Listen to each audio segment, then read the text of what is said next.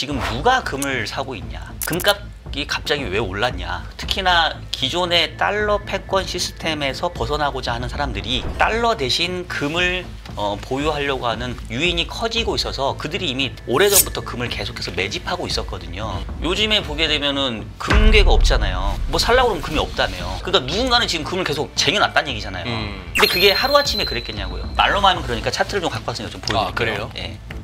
왜 미국이 갑자기 일론 머스크가 왜 금에 대한 보유량을 조사를 하려고 하고 뭐 영국에서 뭐 미국으로 금이 막 넘어온다고 그러고 네. 왜 그럴까? 그러니까 제가 봤을 때는 박정현 박사, 지금 시장에서 뭘 지금 제일 주목하고 계세요, 요즘? 요즘이요. 일단은 뭐 사실은 이제 금값 얘기를 별로 좀 안 할라 했는데 금? 금. 네. 요즘에 워낙 금 가격이 이제 많이 또 올라오고 이러니까 네.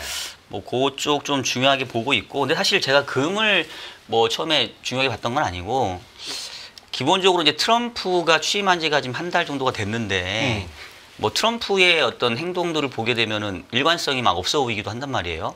갑자기 뭐 관세 얘기는 옛날부터 했지만 뭐 그린란드 땅을 달라고 하질 않나, 글쎄. 뭐 가자지구에 뭐 어떻게 부동산 개발을 하는 네. 만에 뭐 상당히 좀 이 사람 도대체 뭐 하는 사람인지 싶을 정도로 뭔가 좀 좌충우돌하는 모습이긴 한데, 근본적으로 트럼프가 추구하는 게 뭘까? 저 사람은 뭘 하고 싶어 하는 걸까? 네. 라고 생각했을 때 제가 생각나는 거는 결국은 미국 경제의 현재 고질적인 문제, 양대 적자죠. 쌍두기 적자. 재정 적자랑 무역 수지 적자를 뭔가 해결하려고 하는 거 아니냐. 근데 이거를 왜 해결해야 되냐 하냐면 이거를 해결하지 않고서는 이 미국이 달러화를 기축통화로서 계속 유지하기가 좀 어려운 그런 상황에 이르거든요. 그래서 이제 기축통화 얘기를 제가 좀 이따가 할 건데, 네. 이게 이제 금가하고 어떻게 연관이 되냐면 최근에 금 가격이 올라오는 이유도 뭐 기본적으로 이제 여러 수요들이 있겠지만 저는 그것보다는 근저에는 네. 이 달러 패권이라는 어떤 위상이 좀 흔들리는 징후 아니냐, 이제 그런 관점에서 저는 좀 보고 있어서 최근에 금값에 대한 어떤 상승 움직임을 달러 패권에 대한 어떤 위기 가능성, 저는 좀 그런 관점에서 좀 시장을 살피고 있습니다. 달러 들고 있더니 차라리 금을 들고 있겠다. 그런 어떤 분위기.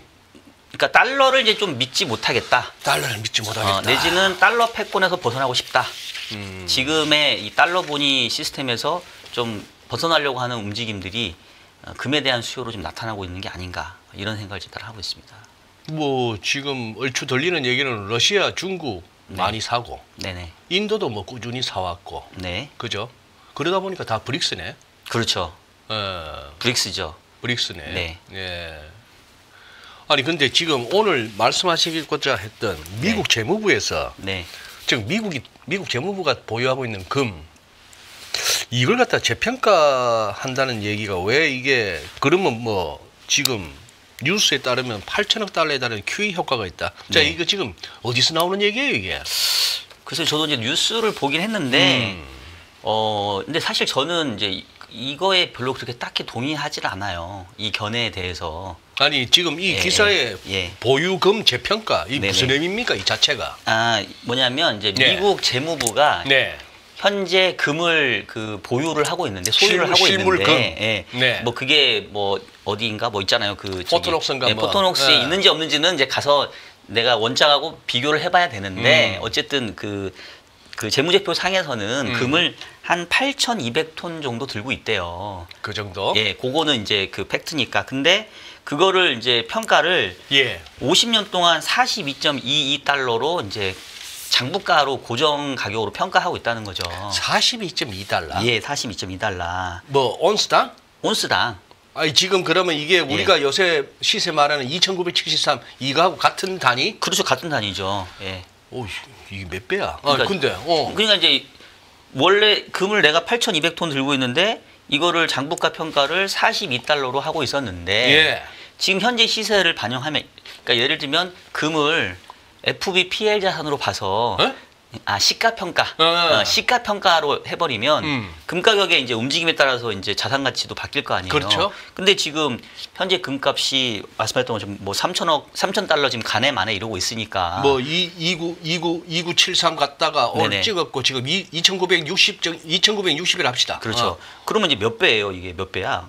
계산해 보십시오. 한 8배 되나? 8배 되나? 그래서 말씀 계속 하세요. 예, 나는 그러면 계산기 한번 두드려 볼게요. 그렇게 재평가를 하면 한 8천억 달러 정도가 갑자기 이제 미국 재무부의 재산이 확 늘어나 버리는 거죠. 8천억 달러. 예, 8천억 달러. 그래서 요렇게 해서 뭐 이 돈을 가지고 뭘 하려고 하는 거 아니냐. 그리고 최근에 트럼프가 이제 이 스콧 베센트한테 우리도 뭐 약간 중국이란다. 중동에 있는 투자청처럼 그렇게 좀 국부 펀드 같은 거 좀 만들어야 되는 거 아니냐. 예. 이제 그런 얘기를 하는데 미국은 아시는 것처럼 돈이 없어요. 왜냐하면 재정도 적자고 무역 수지도 적자고. 예. 그러니까 중동의 국부 펀드는 그냥 계속 흑자니까 남는 예. 돈을 가지고 이 투자 그룹을 만든 거고 미국은 그런 돈이 없거든요. 국부 펀드를 만들 돈이 그렇죠. 없다. 예. 그래서 아마도 이 달러를 뭐 이 금을 재평가해서 그 돈으로 뭔가를 해보려고 하는 게 아니냐. 뭐 그렇게 좀 엮어서 좀 얘기를 한 것 같아요. 근데 이제 아까 그랬던 것처럼 저는 별로 잘 동의하기가 어렵다. 왜냐하면 첫 번째는 재평가를 하는 것까지는 좋아요. 그러면 갑자기 내가 들고 있는 자산의 가치가 확 높아진 거죠. 근데 미국 재무부가 들고 있는 금 가치가 한 70배가 돼버리네. 그렇죠. 70배죠. 예. 그러면은 8천억 달러가 갑자기 뻥튀기가 됐는데 근데 내가 이걸로 뭘 하려면 이걸 팔아야 될 거 아니에요. 그죠? 그렇죠. 그럼 이거 팔면은 금 가격이 현재 수준 유지할까요? 아, 예, 예. 그래서 뭐 파는 즉시 제가 봤을 때는 가격이 어마어마하게 떨어질 수 있기 때문에 지금 미국이 금을 제일 많이 들고 있는데 그래서 그게 현실적으로 좀 떨어지는 것 같고 그 다음에 저는 아까 그랬던 것처럼 지금 누가 금을 사고 있냐? 금값이 갑자기 왜 올랐냐? 글쎄요. 예. 네. 그거는 앞서도 얘기했던 것처럼 특히나 중국하고 러시아를 중심으로 기존의 달러 패권 시스템에서 벗어나고자 하는 사람들이 네. 달러 대신 금을 보유하려고 하는 그런 어떤 유인이 커지고 있어서 그들이 이미 오래전부터 금을 계속해서 매집하고 있었거든요. 근데 그랬던 것들이 최근에 이제 뭐 인플레에 대한 기대 심리도 있고 뭐 미국이 금리나 사이클도 바뀌고 이러면서 이제 한꺼번에 이제 폭발한 것 같고 요즘에 보게 되면은 금괴가 없잖아요. 네. 뭐 살라고 그러면 금이 없다며요. 아니 뭐 골드바 골드바 실버바 전부 뭐 판매 중단이라면서. 그러니까 누군가는 지금 금을 계속 쟁여놨다는 얘기잖아요. 근데 그게 하루아침에 그랬겠냐고요.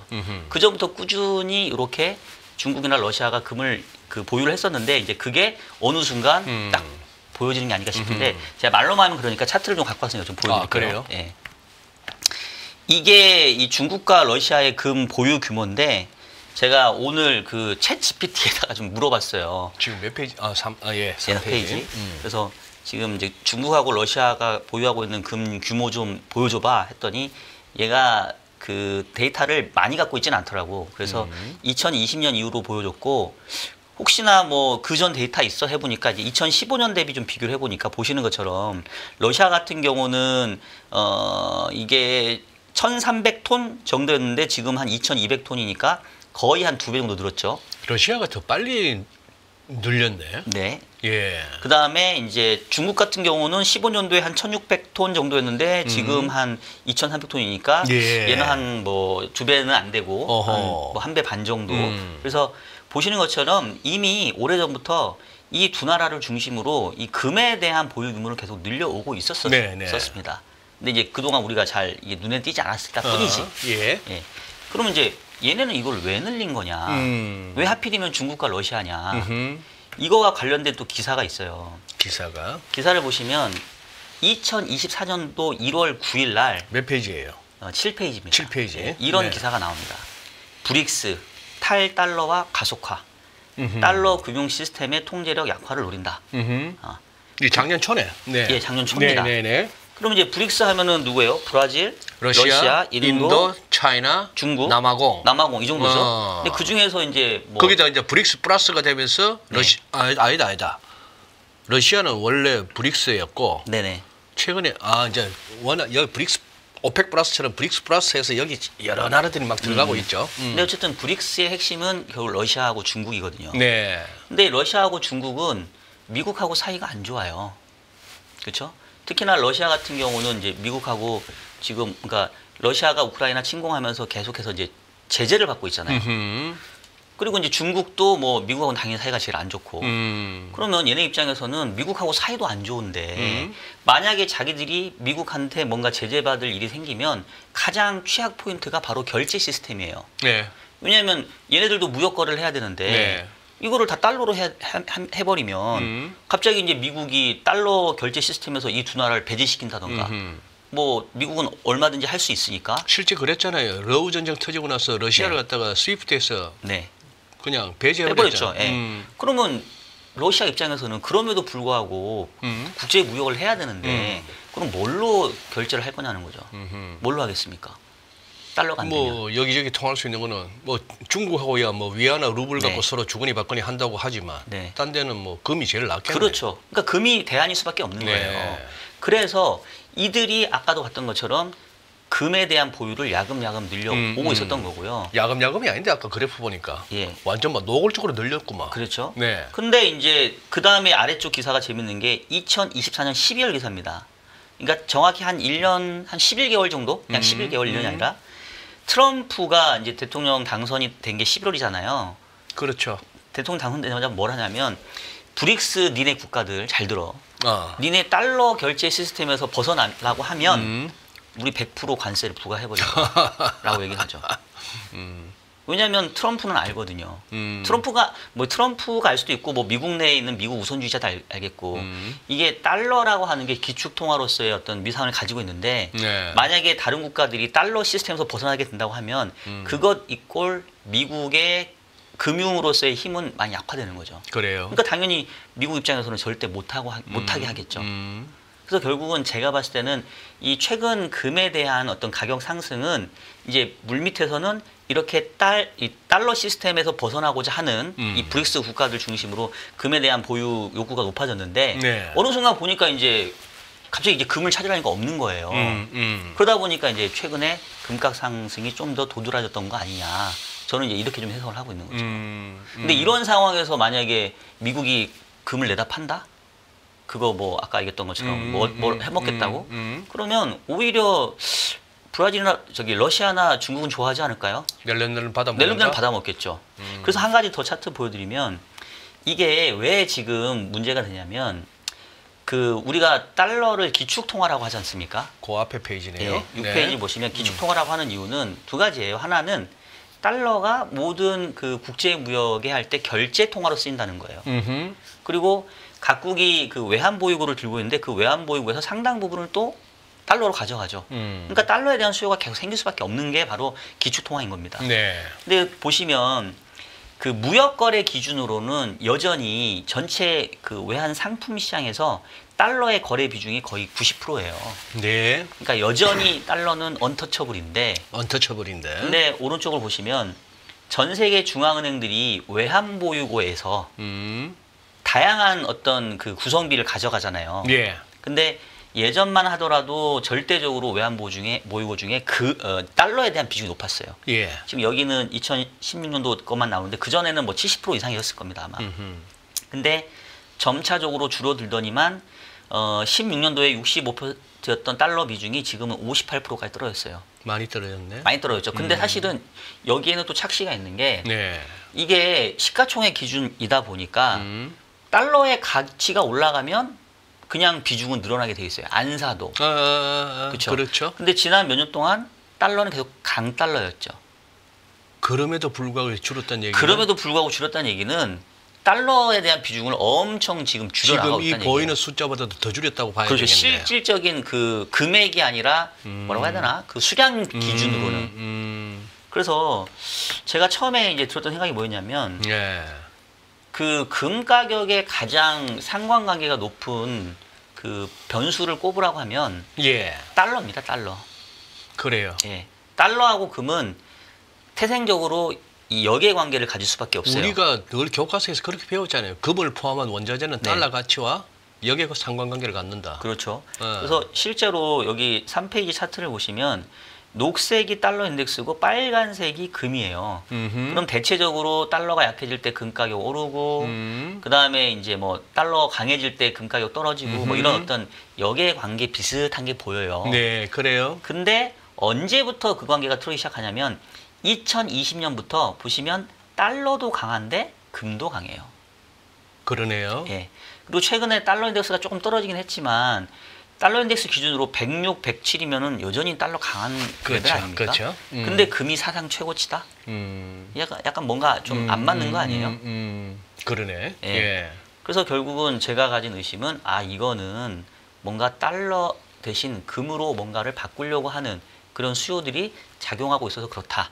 근데 쫓아가 보니까 중국하고 러시아가 그동안 수년 동안 금을 매집하고 있었더라. 우리는 잘 모르고 있었지만. 방금 그 차트 다시 한번 봅시다. 통상 우리 달러하고 네. 달러하고 금하고. 네. 자, 빨간색이 금이고 네. 저 연두색이 초록색이 이제 달러 인덱스인데 네네. 통상 이렇게 되면 이제 다이버전스가 나타나면 우리가 흔히 하는 말로 네. 빨간색이 밑으로 꺾이든지 네. 예? 빨간색이 밑으로 꺾이든지 아니면은 뭐 파란색이 꺾이든지 원래대로 또 원래 그 상관관계를 찾아러 결국은 가야 될 거 아닌가. 그렇게 네네. 말이 지금 좀 꼬였네. 즉 이 말은 이걸 갖다가 이제 정당화 하려면은 달러가 앞으로 약으로 가든지 네. 금값을 정당화 하려면은 아니면은 달러가 강한데도 금이 저렇게 올랐다. 저기에 뭔가 좀 과한 투기가 붙었다고 한다면은 빨간색이 좀 조정을 받든지. 네. 자, 그렇게 볼 수도 있고, 제가 해석하는 관점은 뭐냐면, 네. 기본적으로 원자재라던가 예. 이런 것들은 달러로 이 표기가 되기 때문에 그래서 그러니까. 여기 관계인 거예요. 그렇지. 달러가 예. 강해지면 네. 당연히 이 반대급부에 있는 원자재 가격은 떨어지는 거고, 그렇죠. 달러가 약해지면 반대급부에 있는 원자재는 올라간단 말이에요. 그래서 이제 대체적으로 여기 관계인데, 예. 근데 이 관계가 깨질 때는 언제 깨지냐면, 네. 그 해당 상품에 대한 수요와 공급에 큰 변화가 생길 때 그러는 거예요. 그러니까 예를 들면 뭐 유가 같은 경우 갑자기 급등을 한다. 달러도 강한데 그러면 이제 공급 쪽에서 뭔가 문제가 생겼거나 그렇죠. 뭐 수요가 누가 갑자기 늘어났거나 이제 이렇단 말이에요. 그러면 이제 여기서 우리가 유추해 볼 수 있는 거는 아까 얘기했던 것처럼 달러는 계속 강한데 근데 금 가격이 왜 사상 최고치지? 원래는 달러가 강하면 원자재 가격이 낮아야 되는데 그럼 그 얘기는 달러가 강함에도 불구하고 누군가 계속 금을 사려고 하는 수요가 있다라는 거죠. 그럼 그게 누구냐? 아까 했던 좀 찾아보니까 중국과 러시아가 계속 금을 보유하고 있네. 늘리고 있네. 그럼 얘네 왜 늘릴까? 그러면서 또 나타나는 현상이 얼마 전까지만 하더라도 중국이 미국채에 대한 보유 비중이 제일 많았던 거 아시죠? 전 세계 중에서 예, 제일 많았죠. 일본보다 많았죠. 일본보다 많았죠. 그래요. 자, 지금 요거 한번 5페이지 한번 보십시오. 중국의 미국채에 대한 보유 규모 추이예요. 절대 금액 추이. 절대 금액 예. 빌리언 예. 10억, 100억, 1000억 조 1조 3천억 달러가 피크였구나. 그렇죠. 네. 2012년, 14년께에 1조 3천억 달러를 들고 있었어요. 네. 중국이 절대 금액 기준으로. 예. 근데 보시는 것처럼 지금 얼마 떨어졌죠? 뭐야 지금? 거의 한 800 7,500억 달러 정도. 8천억 달러 아래로 떨어졌네. 그렇죠. 7,500억 달러 정도. 예. 그러네요. 그렇죠. 예. 그러면 보세요. 이것도 한 6천억 달러 줄었다. 또 생각을 해봐야 될 게 기본적으로 계속해서 이 통화량은 팽창을 하고 있었고 네. 달러 그 미국의 국채 발행 규모는 계속 늘어나고 있었어요. 그죠? 그러면 그냥 그동안의 패턴을 반복했다고 한다면 적어도 중국이 보유하는 미국채 보유 규모는 늘어야 되죠. 걔네들이 비중을 계속 유지했다고 한다면. 그렇죠? 근데 절대적으로도 줄었다는 얘기는 뭐냐면 기본적으로 통화량이 늘어나는 것 대비 자연 증감률보다도 훨씬 의도적으로 달러를 줄인 거죠. 미국채를 줄인 거죠. 그래서 지금 보게 되면 작년 7월 기준으로 현재 그 미국채를 가장 많이 보유하고 있는 국가가 이제 일본으로 바뀌었고요. 중국은 지금 두 번째 내려왔는데 그러네요. 지금 추세로 보면은 계속 줄이고 있다. 줄이고 있다. 그러면 중국은 이 미국채에 대한 규모를 줄인 대신 뭘 샀냐? 아까 금 샀다고 보여드렸잖아요. 그렇게 볼 수 있네. 예. 그러니까 중국이 외환보유고는 전 세계에서 가장 많잖아요. 네. 근데 외환보유고에서 금에 대한 비중을 높이고 달러 미국채에 대한 비중을 낮추고 있다. 그럼 왜 그러는 거냐? 중국은 미국하고 껄끄럽고 언제 어느 때든 미국이 자기네들에게 어떤 뭐 규제라든가 이런 걸 할 수 있기 때문에 그러면 미국이 뭔가 그런 마음을 먹었었을 때 미국에게 휘둘리지 않으려면 결국은 나는 이 달러의 의존도를 낮춰야 되겠구나라고 본능적으로 생각할 수밖에 없는 거예요. 그러니까 중국하고 러시아가 특별히 달러 대신 금을 사모으고 있었던 거죠. 그래서 이런 상황에서 아까 했던 것처럼 미국이 금을 팔아 제낀다? 얘는 땡큐죠. 예. 그래, 그럼 우리는 이제 앞으로 교역할 때 달러 안 쓰고 금 쓸게. 이래버리면은 기축통화로서의 달러의 위상은 더 흔들리겠죠. 미국 대통령하고 지금 도지를 이끌고 있는 일론 머스크가 이 말은 금 보유고 조사. 이게 지금 미국 뭐든지 미국의 대통령이나 미국의 어떤 그걸 이끄는 지도자 입장에서 미국한테 불리한 얘기를 하면 안 되는 입장인데도 불구하고 불리할 수도 있는 얘기라고 저는 보거든요. 네네. 여태까지 이만큼 금 있다 했는데 금이 없을 수도 있고. 네. 아까 뭐 8,200톤이라 하셨나? 네네. 심지어 유튜브에는 뭐라 그런지 알아요? 그 가서 한번 끌고 봤더니만도 아니 노랗지가 않고 금은 노래야 되는데 네네. 뭐 회색이 나오더라나 뭐 그런 소리도 들리고 별의별 소리가 다 들리는데 야 이러면 너무 멀리 나가는 거고. 네. 아니 그런데 지금 우리 박 박사께서 보시기에 우리 기축통화 말은 하는데 지금 네. 그러면은 엔화나 유로화는 기축통화예요? 그거는 이제 우리가 뭐 그냥 뭐 보통 표현하면 준 기축통화라고 준자. 얘기를 하죠. 근데 제가 아까 이게 보여드렸잖아요.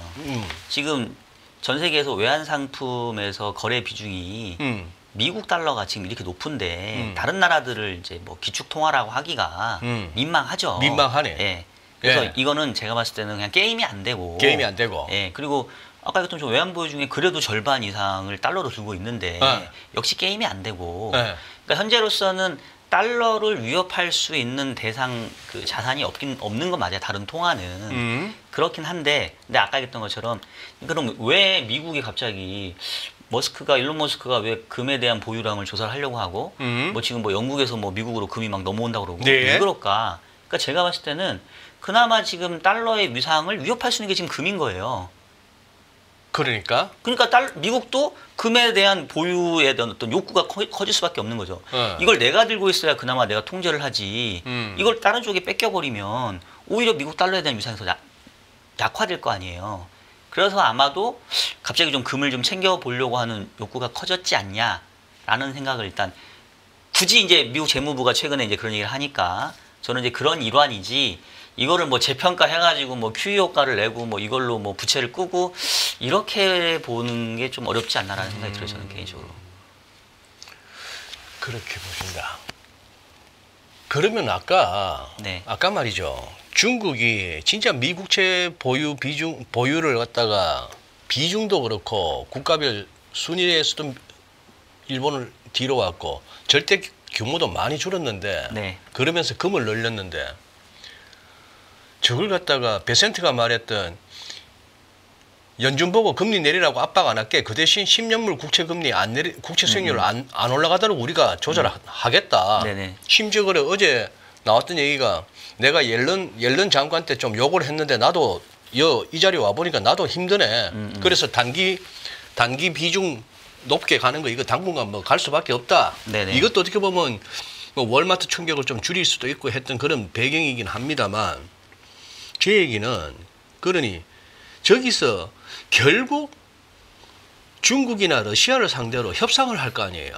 트럼프 대통령이 뭐 러우 전쟁 때문에라도 푸틴 곧 만날 것처럼 얘기하고 있고 중국 시진핑 주석하고도 만나든지 뭐 실무급에서 하든지 간에 그러면 뭔가 또 이렇게 이게 딜이 들어가지 싶은데 사라. 미국채 사라.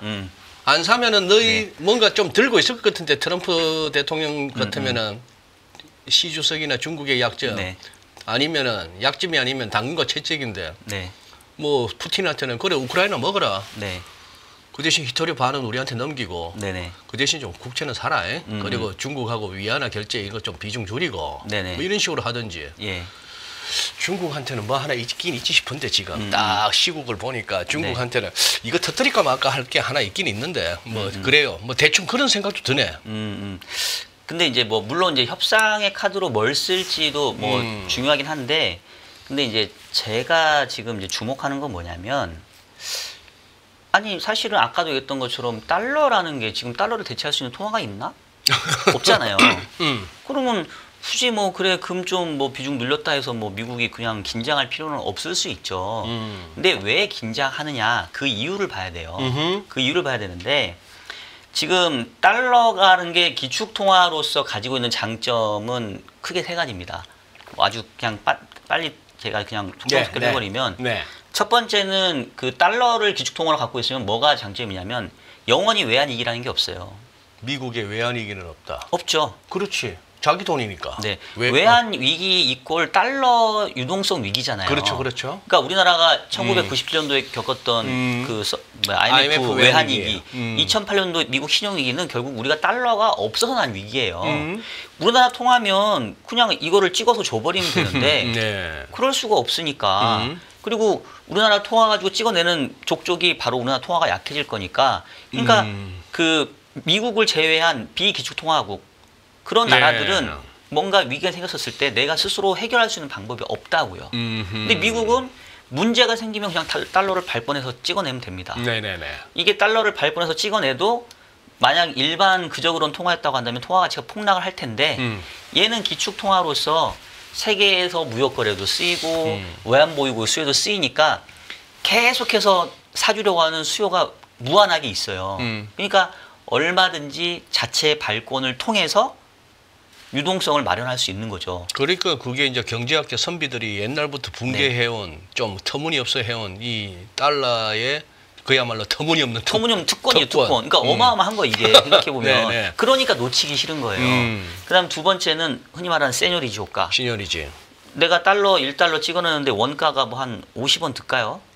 50원 들려나? 정확히는 모르겠지만 50원도 안 들 것 같죠. 뭐 느낌상 지금 1달러당 차라리 동전이 더 돈 들겠다. 한 1,450원이잖아요. 지금 우리나라 돈으로. 근데 이게 원가가 50원밖에 안 들면 1달러를 찍어내는 족족 1,400원씩 이익이에요.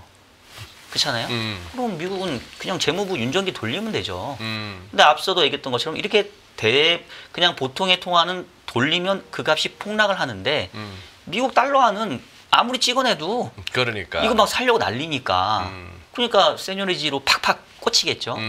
그다음에 세 번째는 이렇게 모두가 갖고 싶어하는 기축통화니까 내가 부채를 마음대로 찍어내도 이거를 하려고 하는 사람이 계속 늘렸어. 줄 서 있어. 그러니까 이게 뭐 여러분도 다 아시겠습니다만은 이 기축통화로서의 특권이라는 거는 어마어마한 거예요. 맞아요. 그러니까 미국이 놓치고 싶지 않지. 미국이 어디 가가지고 큰 소리 빵빵 치고 뭐 트럼프가 막 관세 위협을 해도 다른 나라에 찍소리 못하는 가장 큰 이유는 미국이 이런 기축통화 보유 국가이기 때문에 그렇습니다. 그러니까. 근데 이제 문제는 이 기축통화를 보유한 국가가 만능은 아니에요.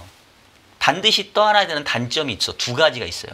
첫 번째가 뭐냐면 기본적으로 기축통화는 이제 다른 그 무역거래상에서 결제 수단이 되잖아요. 그러면 무역거래가 활발해지려면 달러를 많이 찍어내야 됩니다. 경제가 커지고 교역 규모가 커질수록 더 찍어내죠. 돈을 찍어내야죠. 그렇죠. 네. 그러면 그 찍어낼 때 찍어내는 게 그냥 장부상에서 찍는 거냐? 결국은 발행을 하는 거죠. 채권을 발행하는 형태로 그게 달러가 풀려 나가는 거예요. 그러니까 부채 자체가 늘어날 수밖에 없어요. 왜냐하면 세계 경제 교육에 내가 대응을 해주려면 맞아요. 달러가 더 필요해? 알아서 찍어낼게. 네. 결국은 그게 다 부채로 잡혀요. 그래서 부채가 늘어날 수밖에 없고 두 번째는 그렇게 해서 찍어내도 이제 그 돈이 그냥 가는 게 아니라 뭐 물론 뭐 다른 사람들이 사갈 수도 있지만 대부분 이제 이 기축통화를 가진 국가들은 이 통화 자체가 고평가돼 있어요. 그러니까 다른 나라 물건을 사기가 쉽죠. 그래서 만성적인 무역 적자를 겪습니다. 그래서 결국은 기축통화를 보유한 국가는 기본적으로 국가 부채가 높고 무역 수지가 적자로 갈 수밖에 없어요. 그러면 이게 무역 수지에 흑자 내버리면 전 세계가 달러가 모자라서 절절 매게 되는데. 그렇죠. 자기들이 적자 펑펑 내고 달러가 그만큼 풀려나가고 물건 갖다 쓰고 사람 갖다 쓰고 그렇게 해서 달러 풀려나가고 자기들은 무역 적자고 그 달러 어디다 쓸까요? 했더니 우리 국채 사라. 이렇게 수십 년을 보내온 거 아니야? 그렇죠. 근데 잘 보세요. 예를 들어볼게요. 동네에 그냥 노는 형이 있어요. 동네 노는 형이 있는데 뭐 직업이 있긴 있어요. 직업이 있긴 있는데 맨날 어디 여행 다니고 막 명품 사재 껴. 돈이 어디서 나와? 돈을 벌기는 버는데. 벌긴 버는데. 자기가 버는 것보다 훨씬 많이 써요. 그래서 맨날 적자인데 그래서 맨날 그 주변에 돈을 꾸러 다녀. 삥 뜯듯이. 삥 뜯듯이. 야, 나 저기 1,000만 원만 빌려줘. 내가 갚을게. 야, 나 알잖아. 내가 뭐 떼먹겠어? 그렇지, 그렇지. 계속 빌려 다니는 거예요. 그러면 소장님 같으면 걔한테 돈을 계속 빌려주고 싶으시겠어요? 싫죠. 싫죠. 근데 일단 안 빌려주면 맞으니까 일단은 조금은 뭐 아니야. 맞지는 않는다고 치면 내가 선택할 수 있다면. 선택할 수 있다면 아이씨 싫지. 그렇죠. 어느 순간 싫을 거 아니에요. 싫죠. 그렇죠. 그 노는 형이 미국이에요. 노는 형이 미국이잖아요 지금. 지가 번 것보다 훨씬 많이 쓰잖아요. 무역 수지가 적자잖아요. 부채가 어마어마하게 쌓여 있잖아요. 빚이 쌓여 있잖아요. 네. 근데 얘한테 계속 언제까지 우리가 돈을 빌려주겠냐고요. 그러니까 어느 순간은 헷가닥 돌아설 수 있죠. 그래서 결국은 기축통화국으로서는 여러 장점이 있지만 이 만성적인 무역 적자와 높은 부채 규모가 어느 정도 관리 가능한 수준에 있어야 이게 그 작동이 되지. 그 순간을 벗어나 버리면 사람들이 갑자기 야, 이제 달러 못 믿겠다. 왜 우리가 계속 달러를 써야 돼? 쟤 이렇게 빚도 많고 맨날 지 벌지도 못하고 지가 버는 거 더 많이 쓰는데. 겪었던 게 닉슨 때 아니야. 1971년에. 그렇죠. 아니 뭐 달러라고 이거 갖고 가면 금 바꿔준다는데 네. 못 믿겠다는 거 아니야. 그렇죠. 그래서 프랑스 먼저 나중에 영국까지 해갖고 달러 줘. 아니 금 줘 했더니만 닉슨이 배째한 거 아니야. 네, 그게 지금 똑같습니다. 그러니까 그때도 뭐 우리 시청자분도 아시겠지만 뭐 브레튼 우주 체제와 그 체제의 붕괴 뭐 얘기 많이 하시잖아요. 1944년도에 브레튼 우주 시인가에 모여갖고 1온스당 35달러로 고정을 시켜놨어요. 그게 브레튼 우주 체제죠. 왜냐하면 그 전까지는 뭐 1, 2차 세계대전 겪으면서 다른 나라들 통화가 변동이 컸고 자국의 이기적인 통화 정책을 펼치다 보니까 막 서로 통화 가치 막 절하시키려고 난리치고 하니까 야 이렇게 해가지고는 안 되겠다 싶어서 미국이 네가 중심 잡아줘. 그래. 그게 바로 브레튼 우주 체제예요. 네. 그래서 당시에 1온스당 35달러로 고정을 시켜놨고 금을 사고 싶으면 무조건 달러로 먼저 바꾼 다음에 금을 사게 했어요. 이게 바로 브레튼 우주 체제인데. 그러고 나서 이제 마르크나 파운드, 프랑 할 것 없이 1대 얼마로 딱 고정 환율로 갔죠. 고정 환율로 갔죠. 예. 근데 이제 이러면 아까 했던 좀 문제가 뭐냐면 국제 교역이 늘어나면 늘어날수록 달러가 더 많이 풀려야 되고. 글쎄. 그리고 그렇게 달러 가치가 자국 통화의 펀더멘탈 대비 고평가되어 있으니까 얘는 계속 물건을 사재끼면서 만성 적자가 되고. 그래서 결국은 야 이게 유지가 가능한 시스템이 아닌데 저거 못 버틸 건데 결국은 브레튼 우주 체제라고 하는 거는 일종의 달러를 언제든지 금으로 바꿔줄게 하는 금태환이잖아요. 그랬죠. 네, 근데 언제까지나 1온수당 35달러로 유지할 수 있겠냐. 그리고 말 그대로 미국 입장에서는 달러를 발권한 즉시 달러 발권한 해당하는 만큼의 내가 금을 들고 있어야 돼요. 그래야 다른 나라가 야 1달러 35달러 줄 거니까 우리 1온스 금 내놔. 라는 금에 대한 인출에 대해서 언제든지 대응해 줄 수 있을 거 아니에요. 처음에는 1온스당 35달러로 서로 정해서 갔다고 했는데 그 이후에 세월 가면서 미국 달러 찍어내는 꼴 보니까 1온스에 35달러가 아니라 350달러, 3,500달러일 수도 있겠는데 하는 생각이 드는 거지. 드는 거죠. 이렇게 막 찍어냈는데. 그러니까 달러를. 이제 그 다른 나라들이 보기에는 야, 쟤 저기 완전 양아치인데 지인 돈도 못 벌고 맨날 펑펑 쓰고 빚도 저렇게 많은 애를 야 그러면 우리가 달러 들고 있지 말고 그냥 금으로 바꿔달라 하자. 쟤를 못 믿겠다.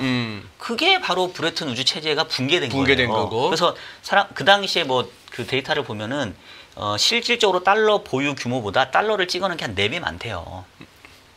그러니까 이제 그 75%는 공갈로 찍어낸 거야. 지가 원래 금을 들고 있어야 되는데. 그러니까 이제 사람들이 그걸 아니까 야 그냥 우리는 달러 더 이상 못 믿겠으니까 금으로 바꿔줘. 그거다 그 와중에 또 베트남 전쟁에 막 돈은 들지. 그랬죠. 베트남 전쟁도 치르고 여러 가지. 그러다 보니까 이제 닉슨이 야 아무리 봐도 안 되겠다. 쟤네가 저렇게 달러 다 금으로 바꿔달라 하는데 우리 그렇게 많은 금도 없고 저렇게 다 해주다가 우리 거덜나겠다. 나 이제 못해 하는 게 바로 이제 금태환 정지. 그게 맞아. 닉슨 뭐 쇼크 뭐 이러잖아요. 닉슨 쇼크, 금태환 정지. 그렇죠. 근데 그때도 문제가 됐던 게 아까 얘기했던 것처럼 만성적인 무역 적자와 이 부채 규모가 한계에 이르렀기 때문에 달러를 못 믿게 된 거예요. 그렇지. 그리고 이제 그 문제에 대해서 그 당시에 명확하게 지적했던 사람이 뭐 트리핀이라고 하는 벨기에 경제학자가 야 이거는 내가 아무리 봐도 이거는 그 유지되기가 어려운 구조야. 이거 분명히 무너진다. 이러지도 저러지도 못한 상황이 될 거야 해서 이제 붙여진 게 트리핀 딜레마인데 결국 그래서 70년도에 닉슨 쇼크가 발생했단 말이에요. 그래서 그 뒤로는 이제 1온스당 35불이 뭐 38불 가고 뭐 42불 가고 계속 이 달러에 대한 평가 절하를 용인하면서 갔는데 그것도 안 되니까 이제 결국 야 나 몰라. 아이, 나 이제 금액 연동 못 시켜. 그냥 알아서 합시다. 이게 바로 이제 완전 자유변동 환율제로 간 건데 제가 이제 이 얘기를 왜 들었냐면 지금 상황이 그때랑 견줘보면 심하면 심했지 미국 경제 상황이 그때보다 낫진 않습니다. 즉 현재의 달러화에 대해서 의심을 가질 수밖에 없어요. 그래요. 그거를 이제 제가 차트로 하나 보여드리면 일단은 국가부채로 봤었을 때 지금 미국의 국가부채 규모가 35조 달러를 넘어갔어요. 그럼 이게 이제 잘 안 와닿잖아. 35조 달러가. 그거가 이제 절대 금액으로 하면 안 와닿는데 미국의 GDP 대비 국가부채 비율이 얼마냐면 지금 120%가 넘어요. 120%가. 그러니까 미국의 연간 GDP가 뭐 어마어마할 거 아니에요? 그것보다 120% 많은 국가부채가 있다고요. 이게 옛날에 우리 남유럽 재정위기 할 때 그리스 막 부채 규모 뭐 120%, 150%였던 거 기억나시죠? 예. 어느덧 미국의 국가부채가 이렇게 늘었어요. 예. 근데 얘가 언제 늘었냐면 최근에 늘었습니다. 최근에. 최근이라 하면 몇 년 정도? 여기 보세요. 여기 보시면 그 2008년도, 2009년도 금융위기 겪을 때 한번 늘었어요. 국가부채가. 예, 달러 그때 엄청 찍어냈으니까. 그 다음에 또 는 게 2020년. 코로나 때문에. 그래서 어느덧 100% 넘어가 버렸어요. 그래서 지금 보시면 전 세계와 비춰봤었을 때 국가부채 규모가 120% 넘는 나라 몇 개 안 됩니다. 네. 뭐 일본, 싱가폴, 그리스 이 정도인데 뭐 일본이나 싱가폴은 내수가 좀 탄탄하고 좀 예외고 뭐 그리스 제외하고는 지금 미국이 제일 높아요. 그러니까 아까言った것처럼 이 노는 형인데 이 사람 빚이 너무 많아진 거야 갑자기. 이 2008년도 금융위기와 이 코로나 위기를 겪으면서 옛날에는 그래도 이 양반이 연봉이 예를 들면 1억이면 부채가 뭐 한 9천만 원 정도였는데 지금은 연봉이 1억인데 빚이 1억 2천이 된 거예요. 그럼 내가 한 해 동안 열심히 벌어가지고 다 갚아도 못 갚잖아요. 그러니까 이제 그때부터는 사람들이 이제 조금 조심하려 하겠죠. 그렇게 된 게 지금 첫 번째 문제고, 그 다음에 이제 두 번째가 그러면 재정만 적자냐? 무역 수지도 계속 적자잖아요 지금. 예. 지금 역시 14페이지 차트 보시면 14년도 이후에 무역 적자에서 벗어난 적이 없어요. 왜냐하면 아까 했던 것처럼 이거는 그 기축통화국의 숙명이다. 내가 많이 써 제껴야 그 달러가 세계에 융통이 돼요. 그러니까 어쩔 수가 없어. 근데 이제 그게 쌓여가지고 지금 현재 보면은 미국의 그 GDP 대비 경상수지 적자 비중이 이게 최근에 약간 좀 업데이트 안 됐는데 최근에 보면은 한 5%인가 4%인가 이래요. 예. 적자 그 GDP 대비 적자 비중이. 네. 근데 보시면 제가 요렇게 한번 해놨잖아요. 미국의 이 경상수지 또는 무역수지가 GDP 대비 한 3% 이상 벗어나면 임의적으로 한 번씩은 조정을 시킵니다. 왜냐하면 너무 과하니까. 그래서 첫 번째 조정 났던 게 바로 1985년도에 있었던 플라자 합의예요. 아하. 그래서 그 당시에 플라자 합의가 있었던 거예요. 왜냐하면 85년도에 미국한테 대미 그 적자를 안겨준 나라가 딱 두 개였어요. 독일하고 일본. 요 정도입니다. 이 정도. 85년도에 미국의 무역 적자의 주요 비중 보면 일본이 37%, 독일이 9%, 더하면 한 절반이에요. 그러니까 요 두 나라한테만 이제 삥을 뜯으면 됐던 거였죠. 그래서 야, 니네 너무 통화 가치가 싸서 우리 미국으로부터 계속 흑자인 것 같아. 니네 물건 뭐 좋긴 좋은데 그 정도는 아닌 것 같은데 그러면은 니네 통화 가치가 인위적으로 절하된 것 같은데 이거 좀 조정 좀 시키자. 그래서 했던 게 바로 플라자 합의고 그 당시에 1달러당 200엔 넘어가는 그 환율이 뭐 100엔인가 120엔, 그러니까 250엔 넘어갔던 게 120엔인가 하여튼 절반이 갑자기 절상이 돼버려요. 2배 가까이. 그래요. 그러면서 결국은 플라자 합의를 통해서 보시면 그 뒤로 미국의 무역 수지 비중이 쫙 줄고. 예. 물론 당시에 일본에 대한 무역 수지 적자가 줄진 않았어요. 그렇지만 달러가 약해졌기 때문에 다른 나라들로 원래는 일본한테 삥을 뜯어야 되는데 그냥 십시일반으로 다른 나라한테 뜯으면서 위기를 극복을 한 게 85년 터달이고 그다음에 두 번째는 2006년 7년에 발생합니다. 이때도 보이죠? 이때는 왜 줄었냐면 그냥 미국의 수요가 줄었어요. 네? 미국의 수요가 줄었다고요. 미국의 수요가? 예. 왜냐하면 그 당시 서브프라임 금융위기였으니까. 미국 경제가 박살이 났을 거 아니에요. 그래서 그냥 미국인들이 소비를 줄였어요. 그래서 무역 수지가 적자폭을 줄였다고요. 그럼 뭔 소리냐면 지금 또 한따까리 해야 될 때는 그렇지. 한따까리 할 때가 왔다. 뭐 이거는 이제 시점의 문제인데 미국 내에 있는 우선주의자들 이 특히나 트럼프는 이 마가라는 거를 자기가 캐치프레이즈로 삼고 있잖아요. 예. 그럼 미국 내에 있는 우선주의자들의 어떤 그 정신 세계가 이제 서로 이제 연결되어 있을 텐데 미국 내에 있는 우선주의자들은 계속 이 얘기를 해요. 야, 우리가 기축통화로 이렇게 달러를 쓰는 게 이렇게 장점이 많고 진짜 우리가 영원히 해먹을 수 있는데 이거를 유지시키려면은 지금처럼 재정 적자나 무역 수지 적자 비중이 너무 크면 안 돼. 결국은 그래가지고 4단 단계 브레튼 우주 체제 붕괴된 거 아니냐. 물론 지금은 그때처럼 폐기화되어 있지는 않지만 앞서 했던 것처럼 사람들이 갑자기 달러에 대한 신뢰를 잃어버리고 야 우리 이제 국제결제 시스템에서 달러 대신 다른 거 써버릴 거야 라고 해버리면 그때부터는 미국의 힘이 약화될 수밖에 없는 거예요. 네. 그러니까 한 번씩은 조정을 해줘야 된다고요. 근데 그 조정의 방법은 두 가지밖에 없다고요. 뭐? 하나는 인위적인 달러와의 평가 절하. 인위적인. 경제 환경과 전혀 무관한 인위적인. 그래서 제2의 플라자 합의 소리가 슬슬 그래서 나오는 나오는구나. 거죠. 그래서. 두 번째는 아까 했던 것처럼 미국의 소비가 줄면 돼요. 사실은 그게 덜 쓰면 돼. 그게 사실은 맞는 거죠. 왜냐하면 어쨌든 미국인들이 엄청 써 그래, 제꼈으니까. 그 동네 형이 좀 이렇게 과소비 줄이면 되지. 과소비 줄이면 되죠. 근데 이제 그러면 무슨 문제가 생기냐면 세계 경제가 더 죽어납니다. 그렇지. 미국 쳐다보고 장사하던 나라들이 이제 쫄쫄 손가락 빨게 되는 거지. 그렇죠. 그러니까 미국이 감기에 걸렸는데 다른 나라는 독감에 걸린다는 소리가 이 소리예요. 네. 2008년도, 2009년도에 미국에서 문제가 발생했고 미국의 신용 위기라고 얘기를 하잖아요. 예. 정작 미국은 괜찮았어요. 달러는 오히려 더 강해졌어. 네, 달러는 오히려 더 강해졌어요. 다른 나라들만 죽어났지. 그러니까 사실은 둘 다 어느 경우에도 고통이 수반이 되는데 두 번째 미국이 소비를 줄이는 거는 다른 나라가 다 죽어나는 거고 세계 모두가 다 죽어나는 거고 억울하지만 첫 번째 인위적인 환율 조정은 그 무역 수지를 가져다주는 국가들만 걔네들이 타겟팅 돼서 죽어나는 거죠.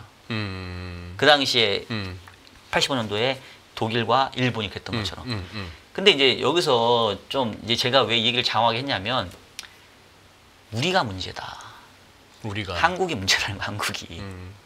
왜냐면 그러면 아까 했던 것처럼 미국 입장에서는 지금 상황에서는 그러니까 관세 부과도 그냥 심플하게 생각해 보면 그거예요. 미국의 무역 수지 적자가 크니까 상품 경쟁력을 높여야 되니까 이거는 환율로는 조정할 수 없으니 그냥 관세로 때리는 거죠. 너 물건 들여올 때 무조건 40%야, 비싸게. 니네가 수출하는 가격보다 40% 비싸게. 그러면은 미국 소비자 입장에서는 수입을 덜 할 거 아닙니까? 그죠? 결국 이것도 무역 수지를 줄이겠다는 의도에서 나온 거라고요. 무역 적자를 줄이겠다. 근데 사실은 이게 그렇게 잘 작동은 안 할 겁니다.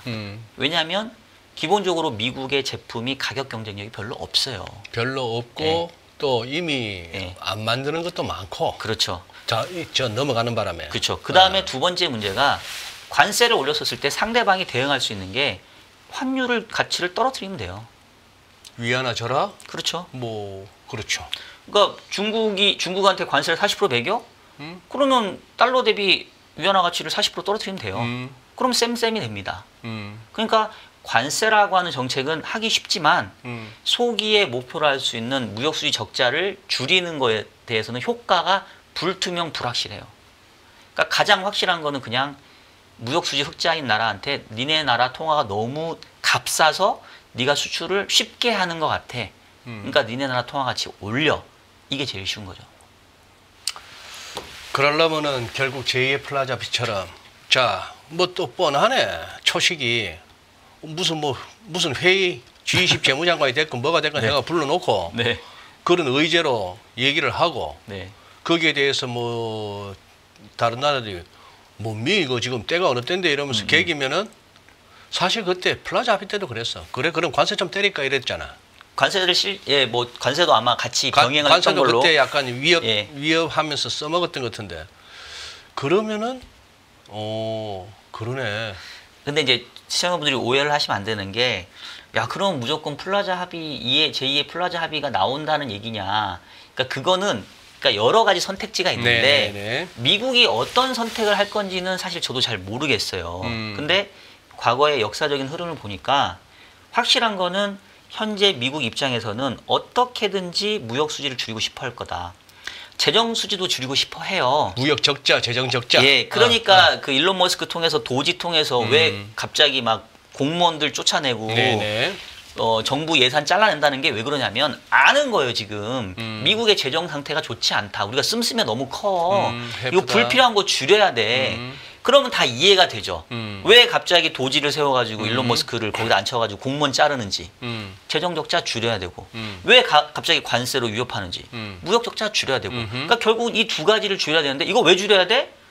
달러가 기축통화로서 계속 영원히 먹고 살아야 되니까 군림해야 되니까 결국 그게 키라고요, 제가 봤을 때는.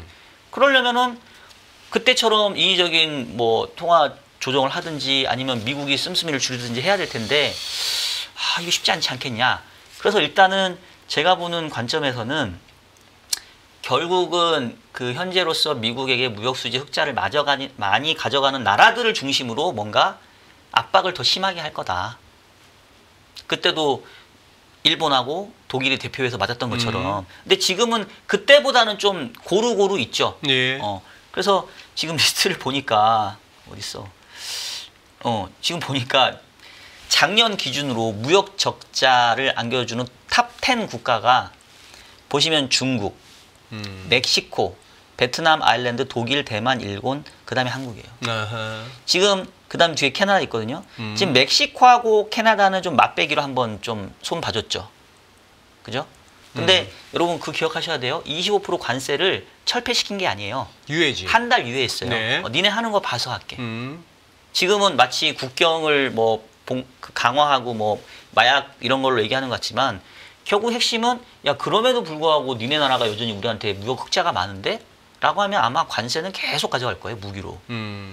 그 다음에 이제 얼마 전에 좀 일본 조금 손을 볼라 했죠. 그러니까 이제 그 이시바 총리가 가가지고 막 엄청나게 접대하고 뭐 무슨 황금 투구관 바치고. 근데 그때만 하더라도 이제 우리는 살았겠지 했는데 제가 봤을 때는 그렇게 트럼프가 호락호락하진 않을 거고. 최근에 그 미국한테 제일 칭찬을 듣고 있는 나라 누군지 아십니까? 어디죠? 호주입니다. 호주. 왜냐하면 호주는 미국의 무역수지 적자국입니다. 그러니까 미국이 호주에 더 많은 수출을 해요. 그러니까 호주는 그냥 그래 네가 잘하고 있구나. 그러니까 제가 봤을 때는 이 한국이 조만간에 이제 조여 온다고요. 이미 4월 2일인가부터 뭐 자동차 관세 얘기 나오고 그거 뭐 땡기네 많이 하잖아요. 예. 그러니까 뻔해요. 딱 정해져 있어. 그냥 한국 무역수지 흑자 많아졌네. 근데 사실은 우리가 무역수지 흑자가 많아진 이유가 뭐 우리가 잘 한 게 아니고 중국을 흔히 말하는 공급망에서 제외시키다 보니까 옛날에는 우리가 중국을 통해서 우회 수출했는데 지금은 이제 중국 제끼고 바로 미국으로 다이렉트 수출하잖아요. 그러니까 이제 갑자기 무역수지가 늘어난 거예요.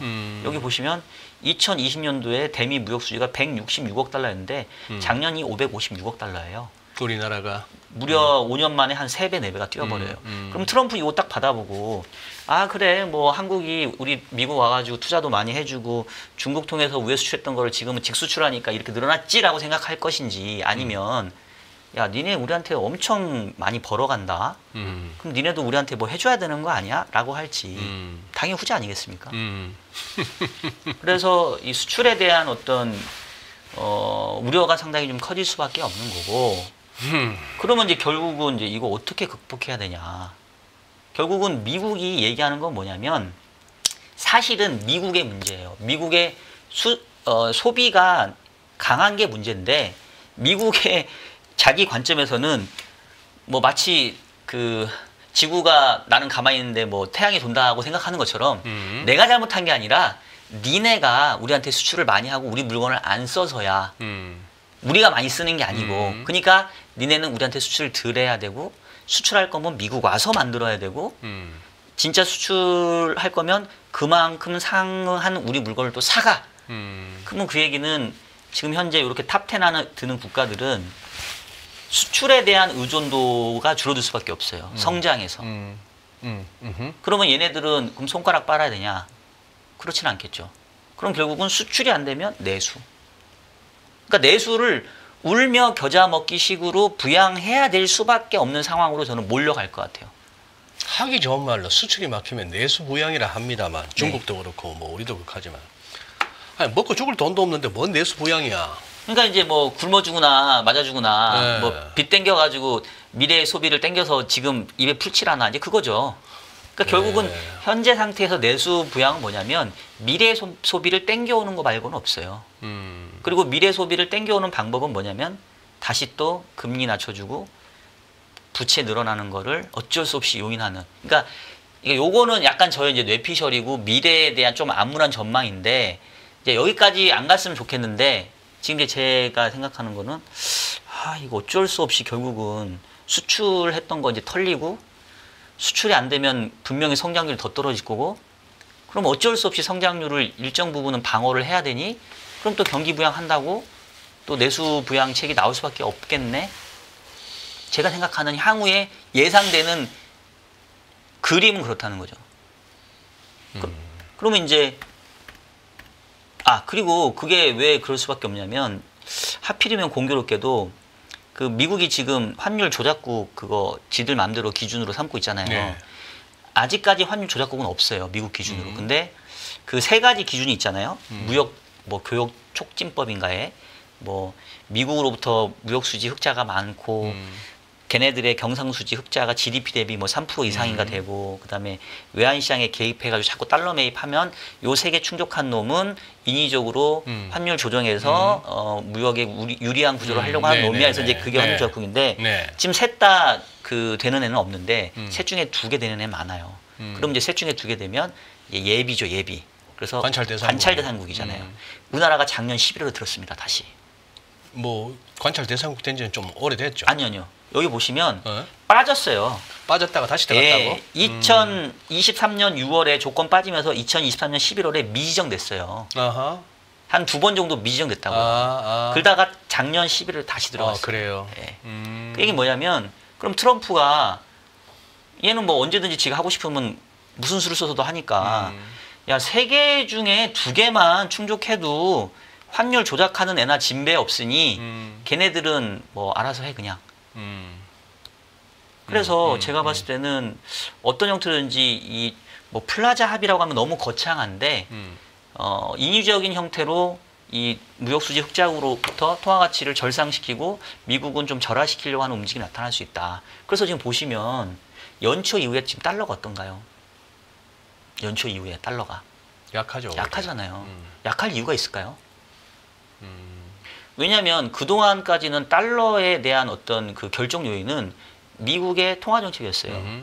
근데 지금 누가 봐도 미 연준이 금리를 인하 못할 걸로 생각하잖아요. 지금 뭐 연준도 말을 그렇게 하고 있고. 네. 지금 지난주에 나온 CPI가 3% 나왔는데 여기서 금리는 어떻게 해요? 엊그제 나온 FOMC 의사록에 보면 대부분의 연준 위원들은 야 당분간 금리 인하하면 안 될 것 같은데 지켜보자 이거예요. 그러면 옛날 같았으면 달러가 더 강해져야 된다고요. 그렇지. 근데 안 강하잖아요 지금. 왜 그러냐는 거죠. 저는 어떤 식으로든지 물 밑에서 좀 뭔가 작업이 있는 것 같고 특히나 최근에 엔화의 강세가 심해요. 그래요? 네. 이것도 제가 봤을 때는 이미 좀 시작된 거 아닌가. 음. 우리나라도 지금 원달러 환율이 제법 내려왔습니다. 내려왔어요. 지금 1480원 뭐 이랬잖아요. 지금 1450원인가요? 아니. 지금 뭐 1430원. 30 오늘 네. 분위기가 30원도 깨겠구만. 지금 분위기가. 50원 떨어졌어. 50원. 갑자기 우리가 좋아졌나요? 달라진 게 없잖아요. 그리고 경제 펀더멘탈로만 보면은 미국 달러가 더 강해야 되잖아요. 그리고 우리는 지금 다음 주에 있는 금통에서 한국은행이 금리 인하 가능성 높은데 미국은 금리 인하 안 하잖아요. 그러면 우리가 이론적으로는 워낙 다른 사람 약세로 생각하는 가야지. 워낙 약세로 가야죠. 근데 환율 왜 떨어지냐고요. 오케이. 그래요. 좋아요. 그러면은 아, 시간이 없다. 시간이 없는데. 그러니까 이거 좀 큰 얘기인데. 뭔 얘기, 못할 얘기가, 못한 얘기가 오늘 많으시잖아. 그래서 결론은, 네. 그러니까 이제 주가인데 결국은 제가 네. 지난달에 나와가지고 이제 소장이 없을 때 제가 목요일인가 나왔는데 네. 연초에 이제 뭐 얘기하면서 그 당시는 긴가민가 했는데 제가 올해는 미국 주식보다는 한국 주식이 됩니다. 될 것 같습니다. 솔직히 그때도 이렇게 막 그렇게 컨빅션이 강하진 않았는데 워낙 미국 주식 비싸고 한국 주식 쌌으니까 그냥 뭐 웬만하면 한국 주식이 좀 더 강하지 않겠습니까? 그다음에 그때 얘기했던 거는 연기금의 포트폴리오 상에서 한국 주식 비중이 너무 낮으니 이 패시브 펀드가 그냥 벤치마크 수준으로만 그 한국 주식을 조금만 사도 주가가 꽤 오를 수 있습니다. 이렇게 네. 얘기했단 말이에요. 네. 그래서 실질적으로 한 달 동안 연기금 엄청 샀잖아요. 작년 예. 연말부터.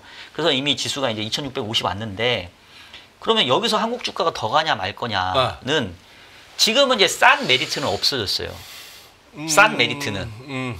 여기서 2650인데 싸긴 싸지만 옛날처럼 막 무조건 눈 감고 사도 되는 레벨은 아니란 말이에요. 한 2700 정도 가게 되면 그냥 옛날에 봤던 그 밸류예요. 여전히 예, 우리 해결되기 예, 없으니까. 예. 그럼 결국은 여기서 한국 주가가 한 단계 더 레벨업을 하려면 새로운 모멘텀이 주어져야 되는데 제가 봤을 때는 펀더멘탈리로는 주어질 게 별로 없어 보여요. 그렇다면? 왜냐하면 지금 수출은 안 될 거고 관세 부과할 거고 그러면 사실 이게 별게 없거든요. 그럼 결국은 주가라는 게 기업 이익 EPS에다가 멀티플 곱하는 건데 제가 봤을 때는 기업 이익이 갑자기 막 드라마틱하게 올라갈 것 같지는 않다. 그럼 결국은 멀티플의 변화가 있어야 주가가 올라가는데 네. 그 멀티플의 변화를 가져올 수 있을 게 제가 봤을 때는 원화의 절상이다. 원화 가치가 비싸지면 그거 좀 먹겠다고 외국인이 좀 더 들어올 수 있고 그러면 약간 역설적으로도 경기는 좀 안 좋지만 오히려 이 수급 플로우 측면에서는 좀 괜찮아질 여지가 있어 보여요.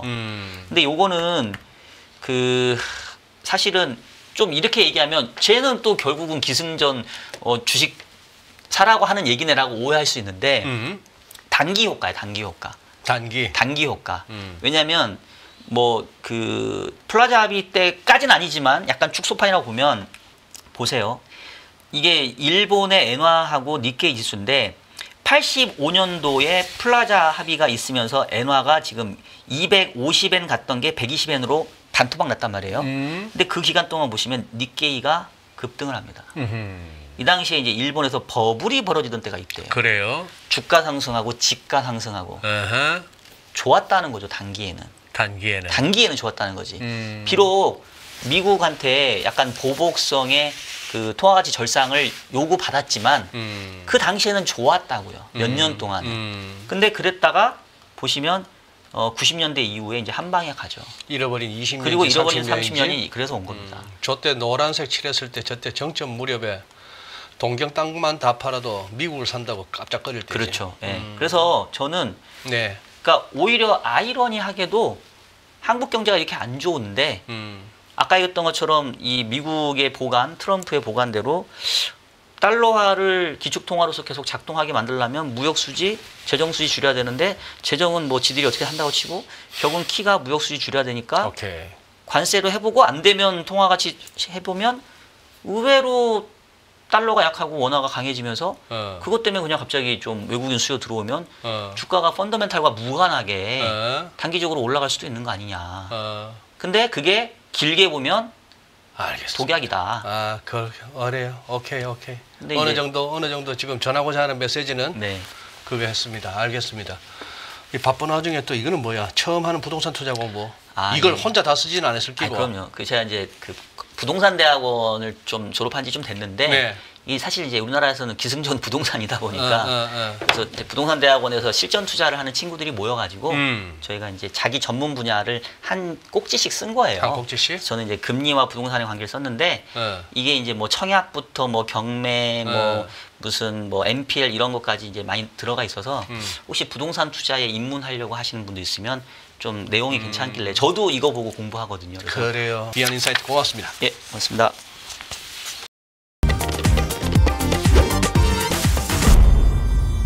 안녕하세요. 이승입니다. 더 많은 영상을 보고 싶으신 분들은 화면 오른쪽에 있는 구독 버튼을 눌러주시기 바랍니다. 그리고 영상을 보시면서 좋아요는 필수인 거 아시죠? 항상 인포맥스 라이브를 사랑해 주셔서 감사합니다.